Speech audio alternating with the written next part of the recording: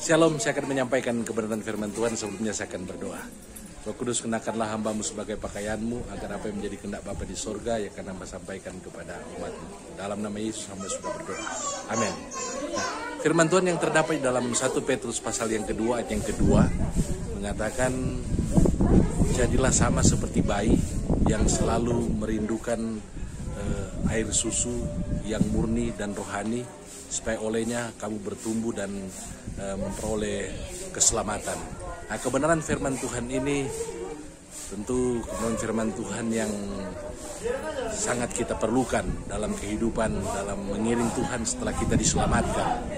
Setelah saya dan saudara diselamatkan, memang keselamatan itu kita hanya peroleh hanya melalui iman kepada Tuhan Yesus Kristus. Tetapi Rasul Paulus katakan dalam Filipi pasal yang kedua, kita harus mengerjakan keselamatan kita. Keselamatan itu harus dipelihara. Keselamatan itu harus dijaga, harus diperjuangkan. Nah, bagaimana agar supaya keselamatan yang Tuhan sudah karuniakan kepada kita, yang dikaruniakan melalui iman kepada Yesus Kristus, yang telah mati, yang telah bangkit dan naik ke sorga, menyediakan tempat bagi orang yang percaya kepadanya, maka 1 Petrus pasal yang kedua mengatakan kita harus menjadi sama seperti bayi yang merindukan air susu, yang merindukan air susu yang murni, yang akan membuat dia bertumbuh dan bertumbuh sehingga dia menjadi anak-anak, menjadi dewasa, dan di akhirnya bisa melakukan hal-hal seperti yang orang dewasa lakukan. Nah, saya berada di farmhouse di Lembang. Di belakang saya ini ada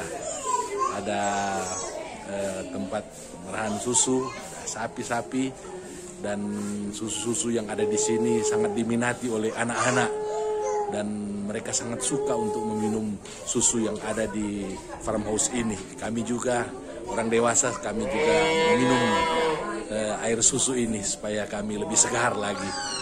Dan saya percaya firman Tuhan ini ya dan amin. Saudara dan saya harus memiliki rasa haus, rasa lapar seperti seorang bayi akan air susu, supaya mereka bisa bertumbuh, bertambah pintar, mereka bertumbuh secara fisik, secara mental. Tetapi bagi anak-anak Tuhan, air susu rohani yang murni itu membuat kita bertumbuh secara rohani. Kita akan semakin mengenal Tuhan Yesus dalam hidup ini. Rasa haus akan firman Allah, rasa haus akan kebenaran. Tidak boleh kita merasa puas setelah sekian tahun menjadi Kristen, puluhan tahun menjadi Kristen, kemudian kita berhenti, tidak memiliki lagi rasa haus untuk mengenal Tuhan.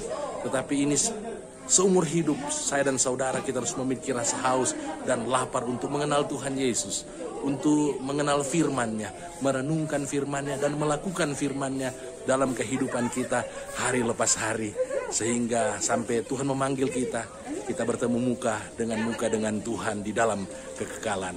Nah, biar kebenaran firman Tuhan ini akan terus mengingatkan ke saya, saudara dan saya, untuk kita terus menjadi seperti bayi yang merindukan air susu yang murni dan yang rohani, supaya kita lebih mengenal Tuhan Yesus dalam kehidupan ini.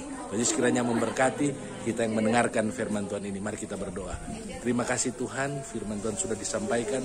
Jadilah kepada kami seperti yang Kau firmankan. Dalam nama Yesus, haleluya, amin. Shalom, Tuhan Yesus kiranya memberkati.